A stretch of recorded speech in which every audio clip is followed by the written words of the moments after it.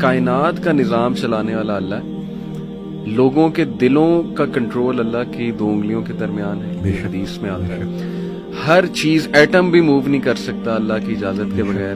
اللہ الوکیل ہے، جس کا مطلب ہے ڈسپوزر آف افیئرز. تمام افیئرز اللہ نے ڈسپوز آف کرنے ہیں. جو آپ کی زندگی میں ہو رہا ہے یہ آپ توکل رکھیں، یقین رکھیں کہ وہ اللہ کی اجازت سے ہو رہا ہے. اس کا ایک مقصد ہے، بس آپ نے یہ تلاش کرنا ہے بجائے کہ اس غم کو اپنے سر پہ چڑھانے کے. جیسے آپ نے کہا you just have to find out کہ یار یہ آیا کیوں ہے، اس کا مقصد کیا، یہ مجھے کیا سکھانا چاہ رہا ہے. اور سجدے میں جا کے بندہ رو پڑے اللہ کے آگے، اللہ سے تقویت مانگے، اللہ سے کہے کہ اللہ مجھے پرسپیکٹیو دے.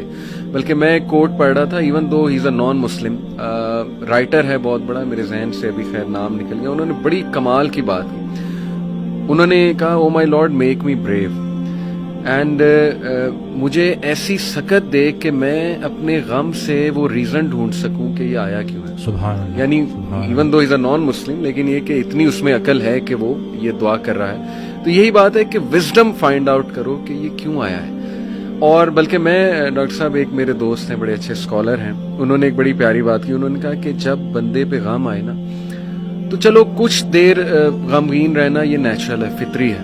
رسول اللہ صلی اللہ علیہ وسلم پہ بڑے غم آئے. حضرت خدیجہ کی جو ڈیتھ تھی وہ اس سے بڑا غم نہیں تھا. The most smiling face did not smile for months. تو اٹس نیچرل، اوکے. لیکن وہ رک نہیں گئے. ایسا نہیں تھا کہ وہ آئسولیشن میں چلے گئے، یا ایسا نہیں تھا کہ سارے کام ٹھپ ہو گئے. کیونکہ میرے دوست نے کہا کہ دیکھو جب ہم ٹھپ ہو جاتے ہیں نا، یہ پیسو شکوہ ہے اللہ سے. اتنی تو ہمت نہیں زبانی رب سے شکایت کریں، لیکن یہ کہ ہم ٹھپ ہو کے دکھاتے ہیں کہ جی بس میں تو راضی نہیں آپ کی رضا میں. انڈائریکٹلی تو ہم یہی کہہ رہے ہیں. انہوں نے کہا جو لوگ غم میں کھڑے ہو جاتے ہیں نا، ان کا دل نہیں کر رہا صبح اٹھنے کا، بستر پہ پڑے رہتے ہیں. آئی ایم شیور آپ بھی ایسی کنڈیشن سے گزرے ہیں کہ اٹھنے کا دل ہی نہیں کرتا، ہمت ہی نہیں کہ جی بندے کا دل کرتا ہے میں سویا رہوں، ریالٹی میں آؤں ہی نہ. مطلب ریالٹی از سو بیڈ. لیکن اس وقت جو اٹھ جاتا ہے نا، یقین کریں، جو ہمت پکڑتا ہے، اللہ کا نام لیتا ہے، آئی تھنک یہ اللہ کو وہ یہ میسج دے رہا ہے کہ اللہ میں راضی ہوں، بالکل. بس اب آپ چلائیں مجھے. اور صبر بھی، بلکہ میرے پاس پیشنٹ آئے تو میں ان کی میں نے کہا آپ نے صبر کرنا ہے، تو کہتے کر رہا ہوں نا. میں نے کہا کہ صبر تو ایسے کرنا ہے کہ دوسرا بندہ اپنی پریشانی بھول جائے. صبر ایسے آپ نے ڈیفائن کرنا ہے کہ دوسرا آپ کے پاس آئے اور آپ، کیونکہ یہی صبر ہے. بالکل ایسے. اب آپ کو میں دیکھ رہا ہوں آپ نے اپنے آپ کو چور چور کر دیا. اور باقی ایک اور بات کہ اپنے آنسوؤں کو لوگوں کے سامنے رائے گاہ مت کرنا، کیونکہ ان آنسوؤں کی خریدار رحمت پروردگار ہے. تو ان کے سامنے بہاؤ اور پھر دیکھو کہ کیا ہوتا ہے. اور باقی ایک کویسچن بہت سارے لوگ نا مجھ سے کرتے ہیں انگزائٹی سے ریلیٹڈ، کہ ہمیں لگتا ہے کہ ہمارے بعد ہمارے بیوی بچوں کا کیا ہوگا.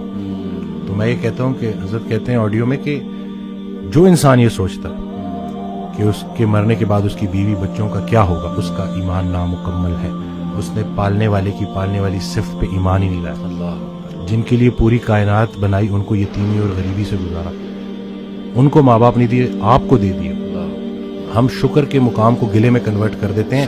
صحت بھی ہے، زندگی بھی ہے، اور کب تک ہے کوئی نہیں جانتا، اور جب تک ہے وہ کوئی چینج نہیں کر سکتا.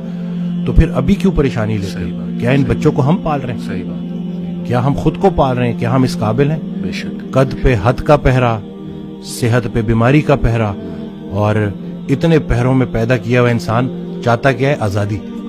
تو یہ کر کے دیکھ لیں.